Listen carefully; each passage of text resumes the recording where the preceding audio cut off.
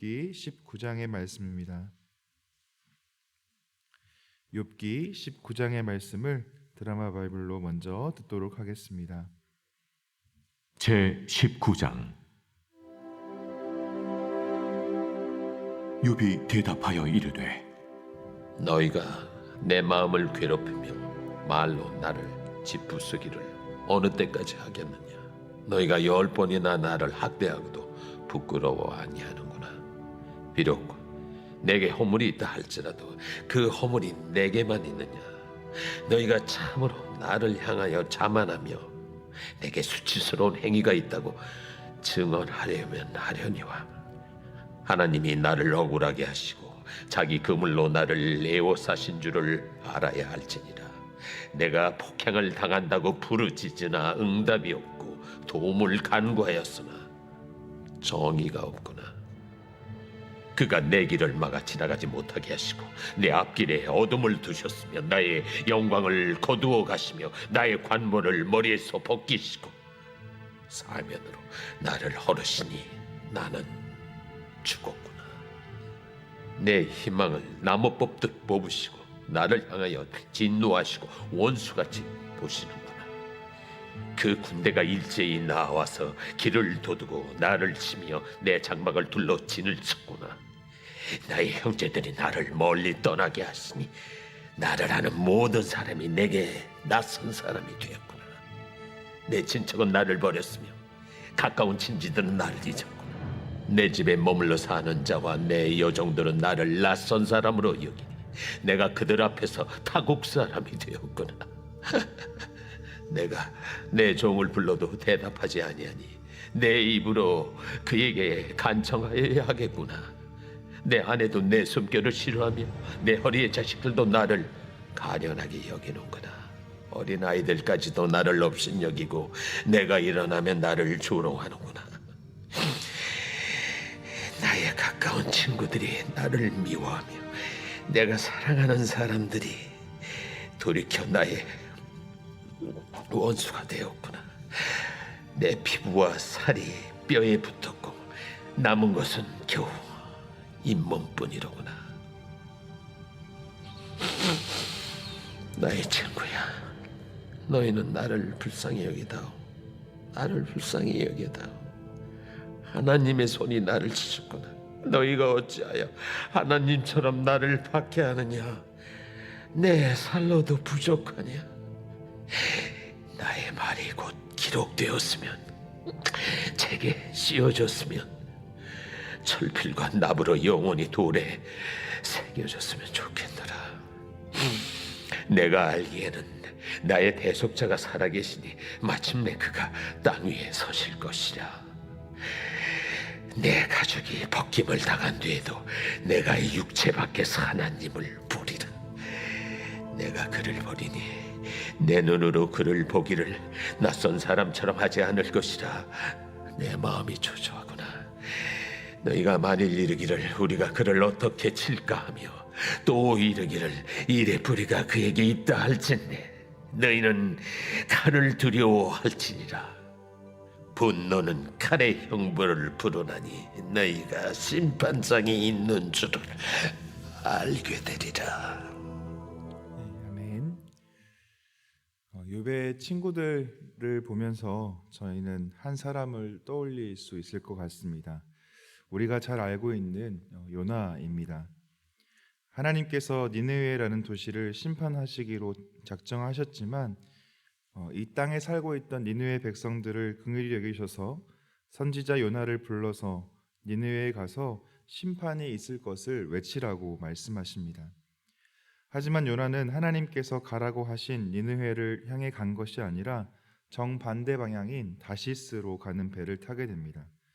타고 가던 배가 큰 폭풍이 일어나고 누구 때문에 이 일이 일어나는지를 알기 위해서 뽑은 제비뽑기에 요나가 뽑히면서 이 모든 것이 요나 때문에 일어난 것임을 알게 되었습니다.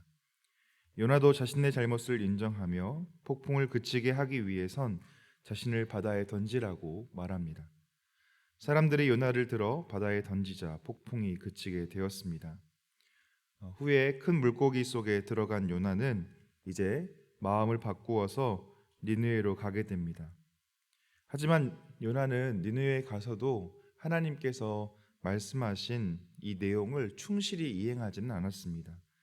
니느웨의 백성들에게 다 외치기 위해선 3일이라는 시간이 걸리는 그런 큰 도시였지만 요나는 하루를 대충 전했던 것 같습니다. 40일 동안 곧 심판이 닥칠 테니까 여러분 회개하십시오라고 외쳐야 했지만 요나는 대충 외치면서 이 도시가 망하기를, 그리고 이 사람들이 죽기를 바랐던 것이죠.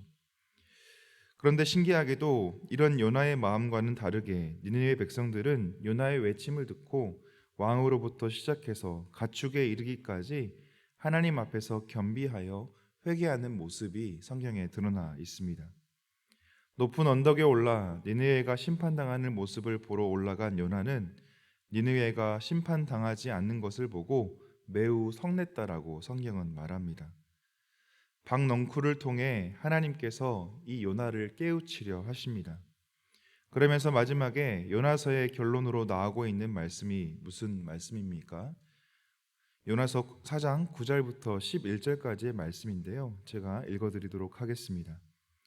하나님이 요나에게 이르시되 내가 이 박넝쿨로 말미암아 성내는 것이 어찌 옳으냐 하시니 그가 대답하되 내가 성내어 죽기까지 할지라도 옳으니이다 하니라.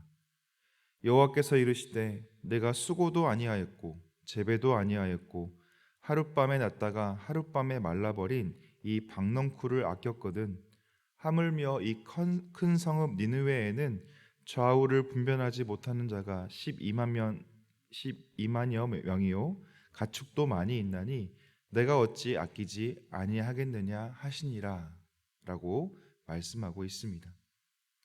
요나는 하나님 앞에서 악을 행하고 또 이스라엘을 괴롭히고 있는 이 니느웨가 심판받고 망하는 것을 당연하게 생각했습니다. 인과응보라는 것이죠. 꼭 그래야 한다고 생각했습니다. 그래서 하나님께서 회개하며 겸비한 니느웨 백성들을 향한 심판을 멈추고 거두실 때 매우 싫어하고 화를 냈던 것이죠. 하지만 하나님의 뜻은 무엇이었습니까? 요나의 눈에는 심판받아야 할 이방인들이 하나님의 눈으로는 긍휼을 베풀어야 하고 아껴야 하는 존재로 이야기하고 계심을 우리는 확인해 볼 수 있습니다. 이 요나의 이야기를 가지고 욥의 친구들과 욥의 대화를 바라보자면 욥의 친구들은 계속해서 인과응보 사상으로 욥의 잘못을 지적하고 욥을 공격하고 있습니다. 욥이 무언가 잘못됐다는 것이죠. 욥이 잘못한 것 때문에 지금의 고통이 시작되었다라고 말하는 것입니다. 엘리바스, 빌닷, 소발 이 친구들은 자신들의 주장, 즉 무언가 잘못한 것이 있으니까 고통을 당한다라고 말하는 이 전제가 무너지면 자신들이 이야기하고 있는 자신들의 삶의 의로움이 무너지기 때문에 상대방의 상황과 현재를 생각하지 못한 채 자기 주장을 밀어붙이고 있는 것입니다. 결국 욥의 친구들은 자기 의를 지키기 위해서 욥을 압박합니다. 극단적으로 말하자면 하나님의 영역을 심판하고자 하시는 심판할 수 있는 하나님의 영역을 자신들이 차지하며 욥을 자기 의로 심판하고 있다는 것입니다. 우리는 어떻게 해야 할까요? 고통당하고 아파하는 우리의 형제자매들이 주변에 있다고 한다면 우리는 이 사람들을 성경의 기준이라고 말하는 어떤 도덕적 잣대로 옳고 그름을 대서 이야기하시겠습니까? 아니면 형제자매의 아픔과 고통에 공감하며 이 사람들을 위로하고 함께 하시겠습니까? 우리는 로마서 12장 15절에 나와 있는 것처럼 즐거워하는 자들과 함께 즐거워하고 우는 자들과 함께 울라는 말씀을 우리의 마음 깊이 새겨야 할 것입니다. 빌닷의 이야기에 답하고 있는 욥은 오늘 본문에서 두 가지 소망을 이야기하고 있습니다. 첫 번째 소망은 23절에 나와 있는데요. 자신의 순전함을 책에 기록하되 철필과 연으로 영원히 기록하는 것입니다. 자기가 죽고 난 이후에라도 자신의 순전함과 결백함을 밝힐 수 있도록 하기 위해서 말입니다. 또 두 번째 소망이 이어서 나오고 있는데, 이 소망은 구속자 또는 대속자가 자신의 순전함을 옹호해 주실 것이라는 것을 말하고 있습니다. 이 구속자라는 단어는 히브리어로 고엘이라고 합니다. 이 고엘은 이스라엘 역사 속에서 몇 군데에서 찾아볼 수 있는데, 율법에 고의로 살인할 의도를 가지고 죽인 자가 있는데, 이 죽인 자를 보복자의 손에 넘겨 죽이게 하라는 내용이 신명기서에 나오고 있습니다. 여기 나오는 보복자는 복수자라고도 말할 수 있는데, 즉 가족 중에 죽임을 당한 이 피해 복수를 대신할 수 있도록 하는 것, 이것을 바로 고엘이라고 말합니다. 또 레위기에 보시면 형제가 가난하여 기업 중에 얼마를 팔았을 때 가까운 기업 물을 자가 대신 형제가 판 것을 물러주는 것, 이것이 바로 고엘 제도였습니다. 바로 속박으로부터의 구원이 이 고엘 제도 가운데 나타나 있는 것이죠. 또 저희가 잘 알고 있는 룻기서의 룻이 이 나오미의 집안을 대신해서 이 기업 물을 자인 보아스에게 결혼하게 되고, 보아스로부터 이 자녀를 낳아서 이 대를 잇게 하는 것, 이것도 고엘 제도 중에 하나입니다. 이스라엘 백성은 점차 백성을 구속하시는 하나님을 이스라엘의 고엘로 표현할 뿐만 아니라 고아와 과부를 신원하시는 하나님, 고난받는 자를 구속하시는 분, 또 재앙과 구속으로부터 탈출시키는 분으로 묘사하고 있습니다. 이 대속자, 구속자 되시는 하나님께서 자신의 삶을 위해 복수해 주시고 구원해 주시고 탈출시켜 주시기를 지금 욥은 소망하고 있는 것입니다. 실제로 하나님은 욥의 간청처럼 욥의 인생을 구원해 주시고 구속해 주실 수 있는 분이셨습니다.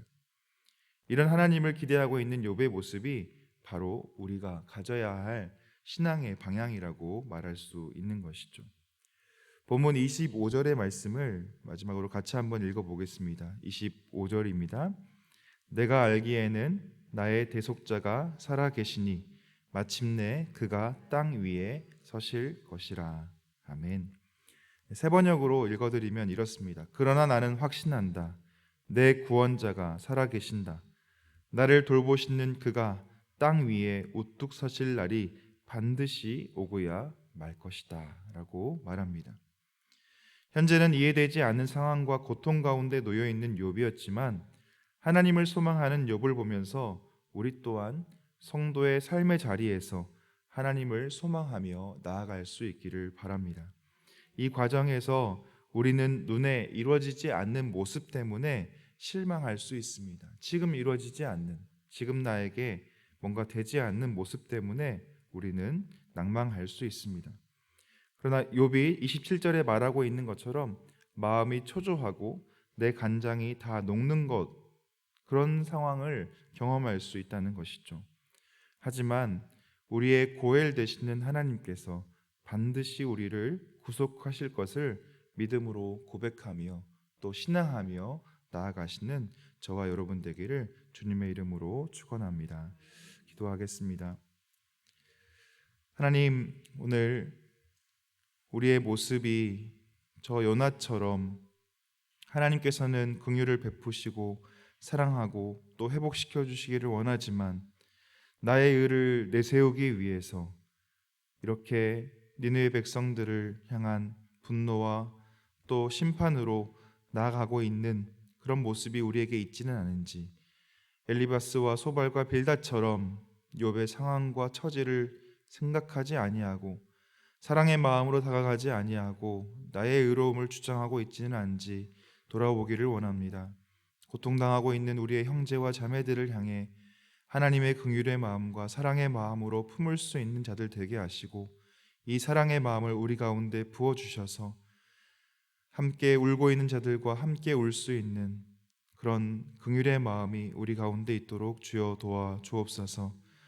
우리의 대속자 되시는 구속자 되시는 하나님을 바라보게 하시고, 우리 안에 우리의 눈앞에 이루어지지 않는 많은 것들 때문에 우리가 실망하고 낙심하고 낭망하는 것이 아니라 우리의 도숙자 되시는 하나님께서 우리를 일으키실 것을, 우리를 새롭게 회복시키실 것을 믿음으로 바라보고 신앙하며 나아갈 수 있는 우리 한 사람 한 사람 될 수 있도록 주님 인도하여 주옵소서.